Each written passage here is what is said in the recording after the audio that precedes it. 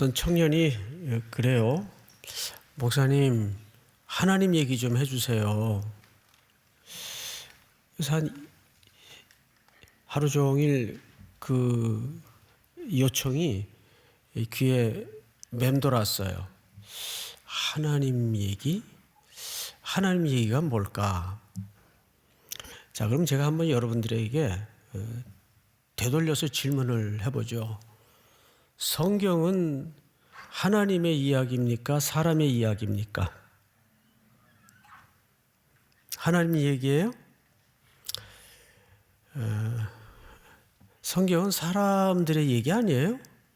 여기 부자도 나오고 도둑놈도 나오고 높은 사람도 나오고 가난한 사람도 나오고 창기도 나오고 우리 인생 속에 만날 수 있는 모든 종류의 사람이 사실 성경에 나옵니까? 안 나옵니까? 나오잖아요. 그러면 성경은 사람의 얘기입니까? 하나님의 얘기입니까? 사람의 얘기예요.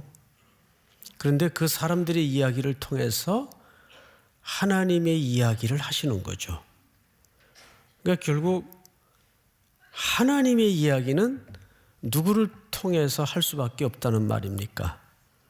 그렇죠. 사람을 통해서 하나님 이야기를 하시는 거예요. 맞죠, 여러분? 그러니까 성경은 하나님의 이야기이면서 동시에 누구의 이야기일 수밖에 없어요? 인생들의 이야기일 수밖에 없습니다. 맞죠?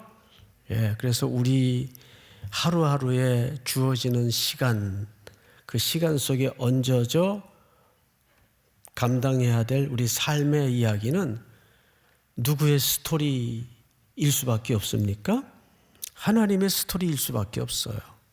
그래서 우리의 인생의 시간들을 하나님의 스토리로 만들어가는 지혜가 있기를 주의 이름으로 축복합니다. 이제 내년부터 이제 연말에 또 구체적인 예고가 나가겠지만 정교인 성경 읽기를 이제 할 겁니다. 딱 1월이 되면 시작하는 게 아니고 우리 교회 전체 스케줄에 맞추어서 성교 기간 동안에는 조금 느슨했다가 이제 성교가 끝나면 이제 본격적으로 전체 교인이 통일되게 성경 읽기를 할 거예요. 꼭 성경 읽기 시간과 기간이 아니더라도 항상 성경 읽는 거에 대해서는 어느 교역자분이나 또 저도 물론이죠, 강조를 해요. 성경 읽어야 됩니다. 성경을 왜 읽어야 됩니까? 성경은 해석을 하기 위해서 읽어서는 안 돼요. 그렇죠? 성경을 읽는 것은 우리 속에 무너진 하나님의 형상을 복원하고 그 복원된 하나님의 회복되어 가는 형상을 통해서 하나님의 영광의 이야기가 삶의 자리에서 확대되도록까지가 성경을 읽는 목적지여야 합니다. 오로지 공부하듯이 그것을 이해하고 탐구하는 차원의 성경 읽기는 오히려 독이 될 수가 있어요, 본인에게. 그래서 우리가 성경을 읽을 때 이 성경을 왜 읽어야 되느냐에 대한 그 목적이 굉장히 중요합니다. 이 얘기를 서두에 이렇게 하는 이유가 뭐냐 하면 성경 전체는 결국 네 가지로 구성이 되어 있어요. 네 가지. 첫 번째가 뭐냐 하면 선교는 하나님의 선교다. 선교는 누구의 선교예요? 하나님의 선교다. 성경 전체는 이 얘기를 하고 있어요. 두 번째는 선교는 창조에서 새 창조로 나아가는 눈을 열게 해요. 우리 창조의 세계는 죄가 들어오면서 타락이 들어오고 무너졌어요. 모두 하나님의 형상도 무너지고 하나님의 완벽했던 창조의 세계도 다 무너졌어요. 요즘 여러분 그 검색어 1위가 뭔지 아세요? 모르죠? 기후변화예요. 전 깜짝 놀랐어요. 왜냐하면 지금 이 겨울이 정상적인 겨울이 아니잖아요. 무슨 12월에 영상 2도가 뭐예요? 이 새벽에? 제가 방금 기온을 보고 나왔거든요. 눈 뜨면 제일 먼저 이제 밖에 나가야 되니까 날씨를 보는데 따뜻해요. 어쩌다 제정신이 아닌 날 이제 조금 춥고. 그러니까 이게 정상이 아니라고요. 이게 벌써 몇 년 전하고 또 다르단 말이에요. 우리 내복이라는 단어를 들어본 지가 언제예요? 오래됐단 말이죠. 이렇게 기후 변화를 통해서 이 생태계와 자연 세계가 무너지고 있어요. 이게 사실은 인간의 탐욕과 무절제, 과잉, 과욕 이런 하나님의 잃어버린 형상에서 나타나는 무서운 증후군들입니다. 그래서 두 번째 성경의 전체적 관점은 창조에서 어디로요? 새 창조로. 이 성경을 읽어야 되는 우리의 시선이어야 합니다. 그리고 세 번째가 뭐냐 하면 선교는 삼위일체 하나님의 구원과 그 다스림, 통치를 말하는 겁니다. 선교는 삼위일체 하나님의 구원과 그 다음에 뭐죠? 다스림과 통치를 얘기하는 거예요. 그래서 우리가 선교를 간다 그러면 여러분들이 발걸음 닿는 곳에 복음이 전해지고 그곳에 하나님의 나라가 임해야 돼요. 그분의 다스림이, 그분의 통치가 그 현장에 나타나야 된다는 거죠. 이것이 우리가 성경을 선교적으로 읽는 세 번째 눈입니다. 자, 다시 한번 기억을 해볼까? 첫째는 선교는 하나님의 선교이다. 두 번째, 선교는 창조에서 새 창조로 우리의 시선을 열게 하는 것이다. 세 번째는 삼위일체 하나님의 구원과 다스림이 드러나야 된다. 마지막 네 번째는 뭐냐 하면 교회는 그래서 무슨 공동체일 수밖에 없어요? 선교적 공동체일 수밖에 없어요. 요즘 전 세계 교회가 이 코로나라는 혹독한 기간 끝에 이구동성으로 오랜 주제였기는 하지만 부쩍 관심을 모으는 주제가 왜 이 땅의 교회들이 선교적 공동체가 되어야 되는가? 여기에 대해서 재정의를 하고 고민을 담고 논의가 한창 벌어지고 있습니다. 그래서 이제 내년부터 시행될 전교인 성경 읽기도 결국은 선교적 성경 읽기 관점에서 이것이 진행이 돼야 되겠다라는 생각을 갖고 지금 준비를 하고 있습니다. 그 본문 읽어놓고 왜 자꾸 딴 얘기를 하냐? 그래서 이제 본문 얘기를 하려고 그래요. 오늘 디도라는 사람이 등장을 하는데 이제 영어명으로는 그냥 티투스라는 표현을 써요. 근데 이 사람 그 이름에 함의된 뜻이 뭐냐 하면 충성스러운 사람, 충성스러운 사람 이런 의미입니다. 고린도후서 8장 한번 볼까요? 자막으로 다 같이 한번 읽겠습니다. 시작. 디도로 말하면 나의 동료여, 너희를 위한 나의 동역자여, 우리 형제들로 말하면 여러 교회의 사자들이여, 그리스도의 영광이니라. 사도 바울이 여러 동역자들이 있었고 또 가르친 제자들도 있었고 그분에 의해서 복음을 처음 들었던 사람들도 성경에 많이 등장을 해요. 그런데 유독 이 디도에 대해서만은 놀라운 표현을 써요. 디도는 그리스도의 영광이다.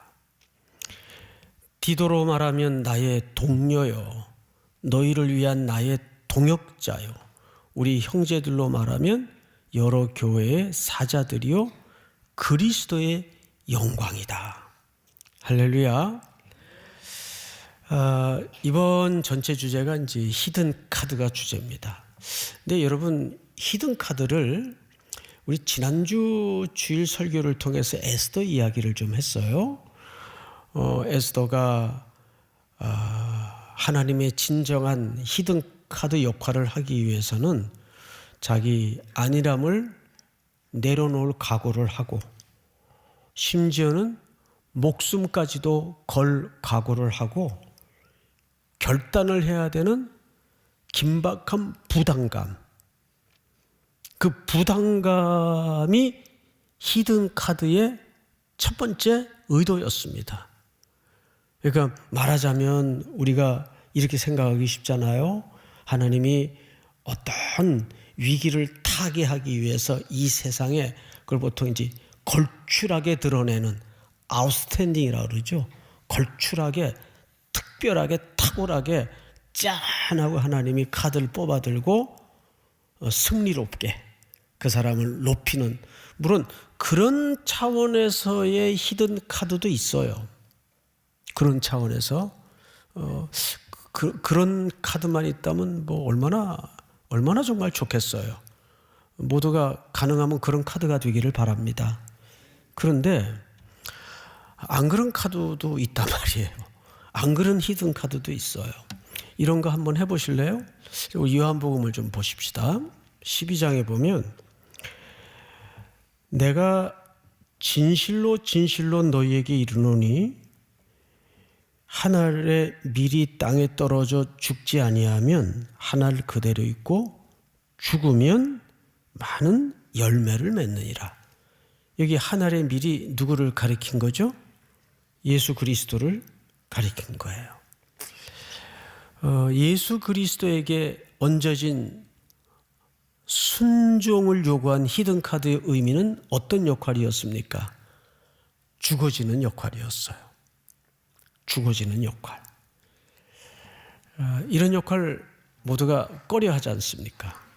뭐 저서부터도 그럴 것 같아요. 이왕이면 쫙 준비됐다가 어느 결정적인 적절한 타이밍에 역사의 전면에 걸출하게 드러나서 이거다 하고 보란듯 이렇게 표현이 되어지면 피차 얼마나 좋겠어요. 뭐 그런 히든 카드도 당연히 있겠죠. 그런데 의외로 하나님이 일하시는 방식 속에는 그런 히든 카드보다는 정말 예수님이 걸어가셨던 하나의 미랄이 되는, 근데 어쩌면 오늘 이 디도는 그런 역할을 맡은 인물입니다. 어디서 알 수 있는가 하면 사도행전, 고린도 전후서, 디모데 전후서 이런 여러 성경을 일일이 다 참고구절로 띄워드릴 수는 없지만 그 흔적들을 보면 사도 바울이 매우 힘들고 곤혹스러울 때 항상 바울의 기억 속에 떠오른 인물이 디도입니다. 그래서 바울의 심부름 때문에 목숨이 왔다 갔다 했던 적이 몇 번 있어요. 그 당시는 교통이 죽음을 각오하고 가야 되는 길이 참 많단 말이에요. 헌금을 거두는 일이라든지 특별히 재정 문제 같은 경우에는 아무나 누구 갈래? 네가 갈래? 이래서 보내는 길일 수 없잖아요. 정말 정직하고 신뢰할 수 있고 믿을 만한 이름처럼 그런 사람을 보통 보내지 않습니까? 그런데 성경 신약에 보면 그때마다 누구를 사도 바울이 부르냐 하면 디도를 불러요. 또 고린도 교회 편지를 보낼 때도 이 편지는 나중에 사실 뭐가 되는 글입니까? 예, 서신서, 성경이 되는 글이란 말이에요. 그걸 디도를 불러서 보내요. 길이 하도 살인적으로 멀고 험하다 보니까 도착해서 디도가 죽을 병이 나가지고 사도 바울이 아무리 기다려도 오질 않는 거예요. 그 알고 보니까 나중에 병이 걸려가지고 소식이 탁 끊어졌던 겁니다. 그러니까 바울 선교사로서 역사의 전면에 드러날 수 있었던 것은 이런 보이지 않는 히든 카드들이 있었기 때문에 바울이 1차, 2차, 3차에 걸친 죽음을 건 선교 사역과 그 선교 사역을 잘 하나님의 뜻을 따라서 완성할 수가 있었던 거예요. 히든 카드라고 언젠가는 드러나겠지. 안 드러날 수도 있어요. 죄송하지만 역사의 무대가 몇 번 바뀐 다음에 드러날 수도 있고 이 세상에서는 영원히 평가절하되고 감추어질 수도 있습니다. 그러나 반드시 오늘 우리 삼청 형제자매들이 불렀던 찬양처럼 부메랑이 돼서 언젠가는 주의 심판대 앞에 카운트가 됩니다. 그래서 사도 바울은 마지막 그릴 줄 모르고 썼던 디모데후서 4장에 보면 하나님을 뭘로 표현했죠?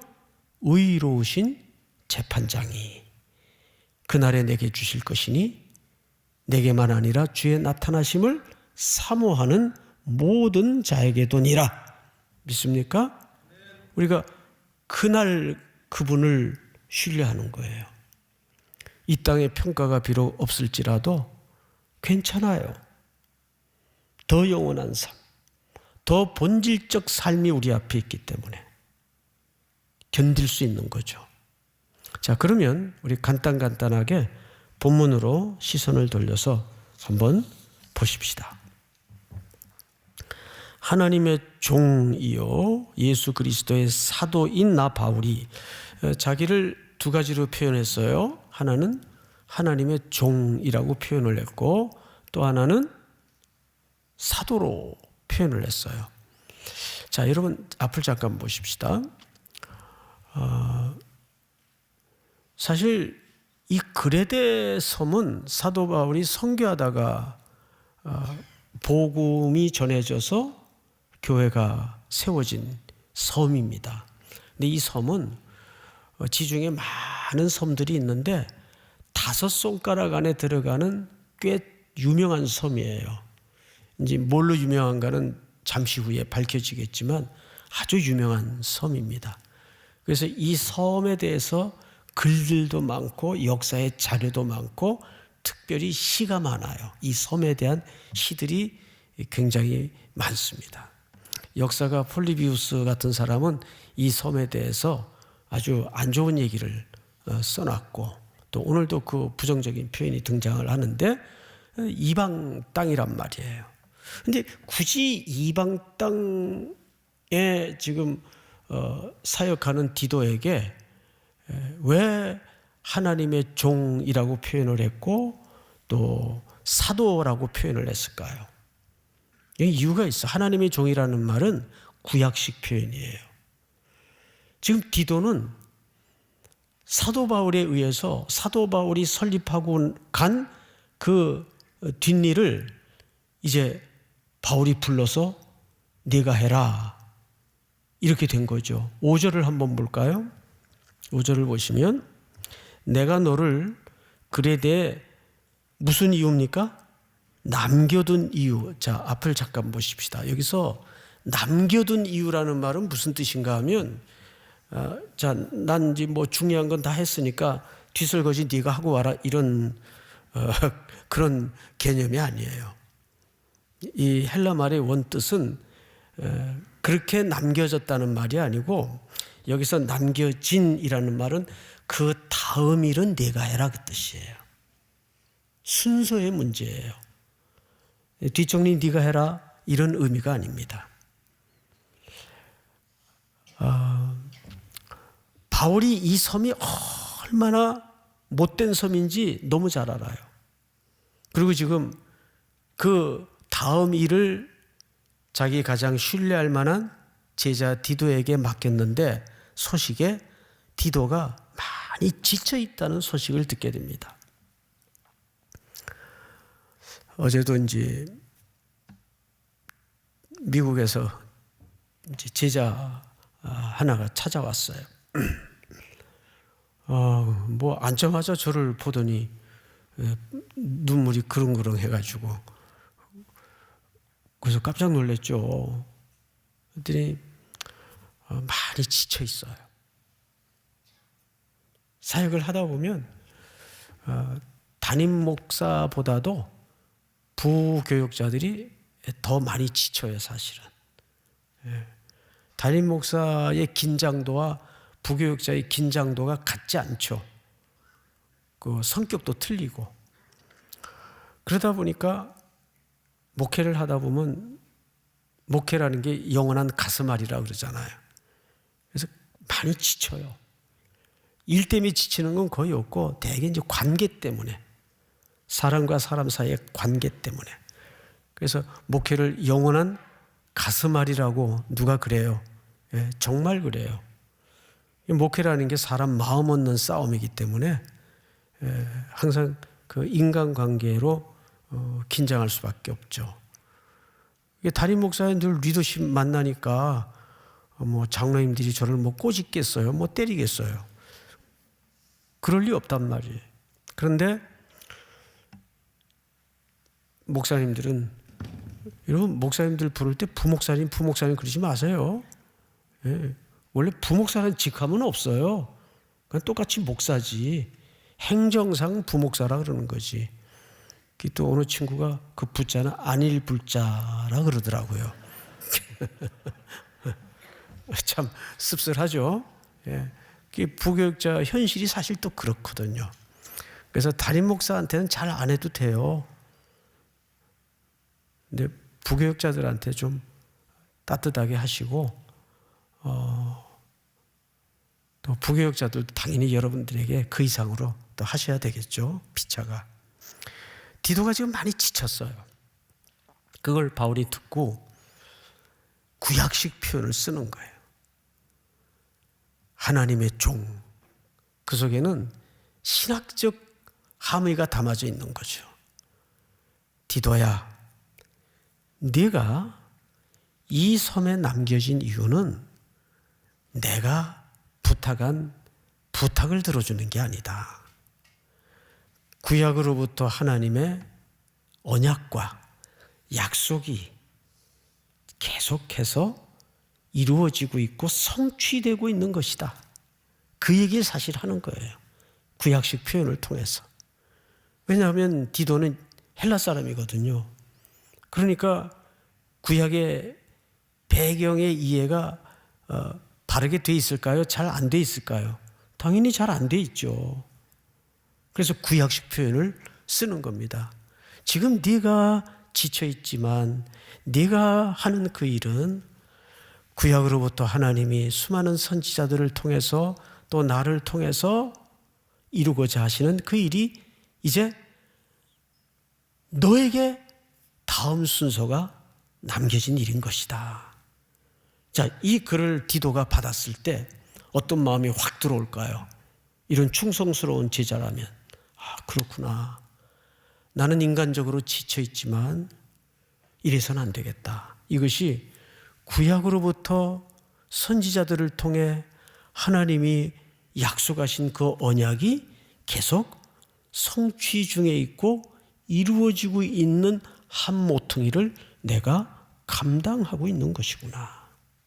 맞습니까? 틀립니까? 맞습니다. 여러분들이 집사의 직을 하든 간사의 일을 하든 리더의 일을 하든 이 시각에서 주의 일을 맡아야 돼요. 그죠? 진장이 댕댕거리니까 이번에도 또 해야 되겠다. 그런 관점의 사역을 만든 게 아닙니다. 믿습니까? 항상 누가 시키는 일이에요? 하나님이 시키는 일이에요. 그리고 두 번째는 뭐예요? 예수 그리스도의 사도인 나 바울이 사도된 것은 하나님이 택하신 자들의 믿음과 경건함 속에 경건함에 속한 진리의 지식과 영생의 소망을 위함이라. 이 영생은 거짓이 없으신 하나님이 영원 전부터 약속하신 것인데, 맞죠? 그러니까 바울이 자기의 경우를 여기 얹어 얘기하는 거죠. 나도 보냄을 받은 자다. 그래서 사도라는 표현을 써요. 이 사도라는 말이 정확한 개념이 뭐냐면 보내어진 자, 보냄을 받은 자. 그 디도가 지금 많이 힘들어요. 지쳐 있으니까 이거를 웬만한 리더십 같으면 야, 그래도 내가 너밖에 믿을 사람이 어디 있냐, 이렇게 인간적으로 좀 격려하고 인간적으로 위로하려고 그러죠. 그러다 산통이 깨지는 거예요. 교회의 많은 인간관계의 실패가 어디서 오는지 아세요? 인간적인 관계로 풀려다가 실패가 오는 거예요. 좋은 목자는 누가 좋은 목자예요? 인간관계를 잘하는 사람, 그것도 물론 필요는 할 겁니다. 하지만 좋은 목자는 구절을 한번 보십시오. 제가 읽겠습니다. 믿은 말씀의 가르침을 그대로 지켜야 하리니 이는 능히 바른 교훈으로 권면하고 거슬러 말하는 자들을 책망하게 하려 함이라. 앞을 보실까요? 바로 이것 때문입니다. 사도 바울이 이 디도서를 쓴 이유가 두 가지예요. 하나는 지금 지쳐가는 이 교회 리더인 디도를 하나님의 언약에 걸어서 다시 한번 힘을 북돋워 주려는 것이 첫 번째 목적이고, 두 번째는 5절을 보시면 이렇게 돼 있어요. 남겨둔 이유는 남은 일을 정리하고, 이 남은 일을 정리한다는 말이 그 뜻입니다. 다음 일은 네가 해야 된다, 그 뜻이에요. 근데 그 일은 내가 부탁하는 일이 아니다. 구약으로부터 하나님이 순서에 따라 네게 맡긴 일이다, 그 뜻입니다. 남은 일을 그래서 정리하고 내가 명한 대로 각성에 누구를 세우려 함이니? 장로들을 세우려 함이니. 이 장로님들을 왜 세워요? 교회 지도자들을 왜 세워요? 9절 나와 있잖아요. 9절 다 같이 다시 한번 시작. 믿은 말씀의 가르침을 그대로 지켜야 하리니 이는 능히 바른 교훈으로 권면하고 거슬러 말하는 자들을 책망하게 하려 함이라. 바른 교훈으로 권면하고, 이 말은 무슨 뜻인가 하면 그 그레데 섬 사람들을 하나님의 말씀으로 목양하라, 그 뜻입니다. 믿습니까? 그러니까 많은 이제 교육자들이 목회를 하다 보면 어떤 우선순위가 뒤집어지냐 하면 하나님의 말씀으로 먼저 꼴을 먹여서 영혼이 건강하도록 배부르게 해야 되는데 자꾸 그 인간관계로 사람을 얽으려다가 고슴도치처럼 가까이 갈수록 서로를 찔러대는 아이러니를 일으키고 말아요. 거기서 1차적인 실수가 벌어지는 겁니다. 그렇다고 프렌드십이, 스킨십이 필요 없다는 말은 더더욱 아니죠. 이 섬 사람들이 어떤 사람들인가 한번 봅시다. 12절. 그레데인 중에 어떤 선지자가 말하되 그레데인들은 항상 거짓말장이며 악한 짐승이며 배만 위하는 게으름뱅이라 하니, 어떤 선지자가 이런 말을 했을까요? 여기 이 내용들은 선지자가 굳이 말 안 해도 아까 잠깐 말씀드린 것처럼 폴리비우스 같은 사람, 이 역사학자인데 짐승 같은 존재의 대명사가 그레데 사람들이에요. 여기서도 악한 짐승 같다 그랬죠.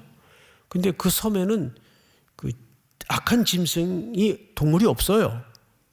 그럼 이 악한 짐승은 누구를 유비한 표현일까요?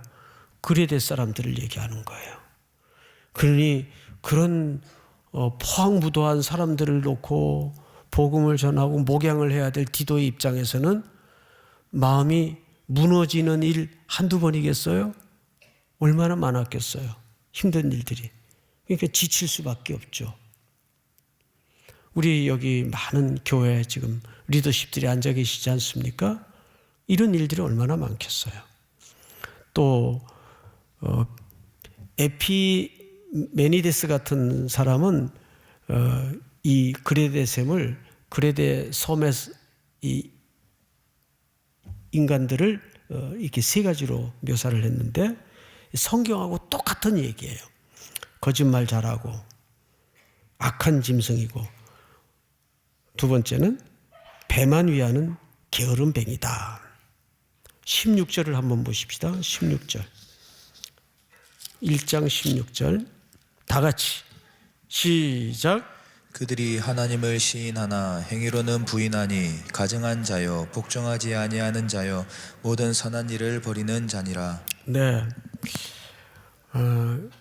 이 그레데 사람들의 정서가 굉장히 격정적이고 감성적이죠. 흥분 잘하고 포악하고 거짓말 잘하고. 근데 복음이 들어갔는데 삶의 구조가 하나님을 시인은 해요. 이제 복음을 들었으니까 시인은 하는데 생활은 여전히 안 바뀌고 있단 말이에요. 이럴 때 목회자인 디도가 왜 안 지치겠어요? 내가 뭐 열매도 없는 이 일을 언제까지 해야 되나? 왜 안 지치겠어요? 지치죠. 이때 바울이 이 글을 통해서 여기 목회자들뿐만 아니라 교회 리더십들은 잘 들으셔야 되는데 열매에 관심을 갖지 마세요. 그거는 죄송하지만 여러분 몫이 아니에요. 하나님께서 나를 이곳에 보내실 때, 이 일을 맡기실 때 무슨 일을 부탁하셨는가 그것만 집중하면 돼요. 근데 우리 어디서 좌절을 하죠? 하나님 것까지 자기가 챙기려다가 좌절을 해요. 고린도 전서에서 분명히 뭐라 그랬죠? 우리는 뿌렸고 누구는 물을 주었고 오직 자라게 하시는 이는 누구라? 하나님이시라. 그러니까 열매는 누구 몫이에요? 하나님 몫이에요. 단순히 드러난 표면적인 열매만 보고 성공했느니 실패했느니 쉽게 말하면 큰일 나요. 그건 인간이 판단하거나 평가하거나 재단할 수 있는 문제가 결코 아닙니다. 믿습니까? 그건 누구 몫이라고요? 그건 하나님 몫이에요. 저 목사 목회 실패했어. 틀렸어. 천만에요. 아무도 몰라요. 오카노 목사님이 이제 은퇴하시고 돌아가시기 얼마 전에 사모님하고 대화를 나누시면서 한숨을 쉬시고 걱정을 하시더래요. 사모님이 직접 들려주신 얘기인데 왜 그러냐 그랬더니 나는 뭐 이 땅에서 영광을 다 받고 하늘나라 가면 하나님 앞에 받을 상급이라 있을지 모르겠다고. 그게 너무 속상하다고. 그 뭐 두 분이 앉아서 얘기하는데 뭐 그런 얘기를 위선을 떨겠어요? 정말 그런 대화를 하셨다는 거예요. 또 고인 장례식장에서 고백하신 얘기입니다. 이 땅에 우리가 살면 완전히 역사 속에서는 진짜 말 그대로 히든카드가 되어서 어떤 평가도 못 받을 수 있어요. 그러니까 괜히 기분이 우울해지시죠? 네. 사실입니다. 예수님이 이 땅에 미랄이 되신 사건을 쫓아간다면 우리는 그 다음에 할 얘기가 별로 없을 거예요. 근데 항상 우리가 어디서 좌절을 겪냐하면 자기 한 일을 다 하면 되는데 왜 결과가 이렇게 안 나왔을까? 왜 열매가 이럴까? 그건 자기가 평가할 문제도 아니고 자기 몫도 아니에요. 그 누구 몫이라고요? 그건 하나님 몫이에요. 어느 목사님은 몇만 명 모았다 목회하면서. 그런데 제가 아는 친구 중에는 지금도 저 강원도 춘천에서 평균 연세 83, 할머니들 8분 모시고 뭐 어쩌다 새신자 오시면 91, 뭐 그래요. 그런 분은 목회 실패한 거예요? 그걸 누가 함부로 그렇게 얘기할 수 있겠어요? 그분 정도 실력 되니까 그 산골에 20년 넘게 그냥 밀어넣어 두는 거예요. 그거 버틸 수 있는 실력이 되니까. 예? 저 같은 실력 없는 사람은 그런 데다 하나님이 안 갖다 놔요. 제 수준을 아니까. 누가 결과만 가지고 평가하겠어요? 이 땅에는 수많은 디도 같은 히든 카드들이 있기에 바울이 존재할 수 있는 거고, 역사에 잘난치 않은 영웅들이 존재할 수 있는 거예요. 오래된 일이지만 제가 편지를 성경책에 끼고 다니다가 잊어버렸어요. 아까워 죽겠어요. 지금도. 제가 충영교회에서 3부 설교를 마치고 나오는데 어느 권사님이 이렇게 즉석에서 쓰신 것 같은 그 다이어리 쭉 찢어져 가지고 쓴 편지를 저한테 툭 주고 갔어요. 그 나머지 내용은 다 잊어먹었는데 그 맨 끝에 이 혹독한 시기에 귀한 말씀 주셔서 감사합니다. 근데 목사님 부탁이에요. 너무 큰 종 되지 마세요. 저는 생리적으로 큰 종이 될 수가 없어요. 일단 작잖아요. 근데 그 참 염려가 참 오래 남아요. 너무 큰 종 되지 마세요. 그렇습니다. 세상은 실패할 수 있는데 실패하면 뭐라고 복도두죠?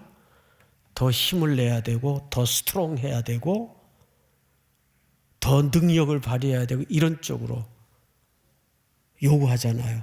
그게 세상의 생리란 말이죠. 그런데 기러기 이야기라는 그 책을 보면 저도 오래전에 읽었던 기억이 나는데 기러기가 이렇게 시읒자로 날아가지 않습니까? 그럼 제일 강한 녀석이 앞에 서요. 선두죠.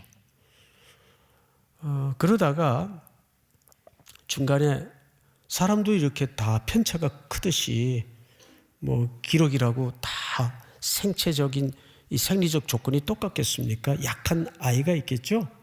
그러면 약한 아이가 쳐져요. 그러면 시읒자 대형에서 두 마리가 동시에 빠져요. 해서 이 약한 애가 천천히 날갯짓을 하면서 이제 회복이 될 때까지 옆에서 도와줘요. 미물들도 이럴 줄 알아요. 그리고 이제 어느 정도 원기가 회복이 됐다 싶으면 다시 대열로 들어갈 때까지 얘를 천천히 쫓아가요. 근데 선두에 있는 애가 또 지칠 수 있어요. 그러면 교대를 해줍니다. 아직 저 기운이 남아있는 녀석이 앞쪽으로 쭉 가가지고 서로의 교감을 통해서, 그리고 가끔 날다가 끼룩 울죠. 그것은 슬퍼서 우는 게 아니에요.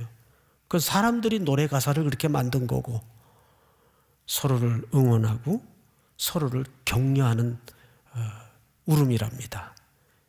여러분, 그렇게 날면 70% 이상을 더 속도를 내고 멀리 갈 수 있다는 거예요. 오래 갈 수 있다는 거예요. 그러니까 거기에는 놀랍게도 서로가 히든 카드가 되어주는 거죠. 그러니까 히든 카드라는 것은 누구 하나만의 전유물도 되어서는 안 되고 독점이 되어서도 안 돼요. 네가 약할 때는, 네가 힘들 때는 내가 너의 히든 카드가 되어줄게. 이게 뭘까요? 이게 교회 공동체란 말이에요. 믿습니까? 아, 그렇구나. 오늘 두 가지 사실을 알았어요. 히든카드라는 것은 말 그대로 이 땅에서 평가가 없을 수도 있다. 주님이 우리를 위해 십자가에 미랄이 되어 죽으신 것처럼. 그리고 두 번째는 열매는 우리의 몫이 아니에요. 그건 주님의 몫이에요. 믿습니까? 그리고 히든카드라는 것은 서로가 약해질 때, 서로가 힘겨워질 때 서로를 보듬어 주는 것. 그래서 교회 공동체라고 얘기하는 것이고, 시대가 악하고 병들수록 복음적 공동체가 그래서 소중한 겁니다. 우리에겐 이런 문제도 있고 저런 문제도 있고, 예, 그 말이 다 맞아요. 이런 문제도 있을 수 있고 저런 문제도 있을 수 있죠. 그래서 우리가 공동체를 이루어 서로가 함부로 할 수 없게 도와주고, 서로가 지쳐 널브러졌을 때 팔을 붙들어 올려주고, 이게 공동체만이 가능한 일이거든요. 믿습니까? 오늘도 이 말씀이 여러분들이 일생을, 긴 여정을 하나님의 히든카드로 살아가는 복된 이해와 원리가 될 수 있기를 주의 이름으로 축원합니다. 여러분들의 이야기를 통해서 하나님의 이야기가 온 땅에 나뉘어지기를 축복합니다.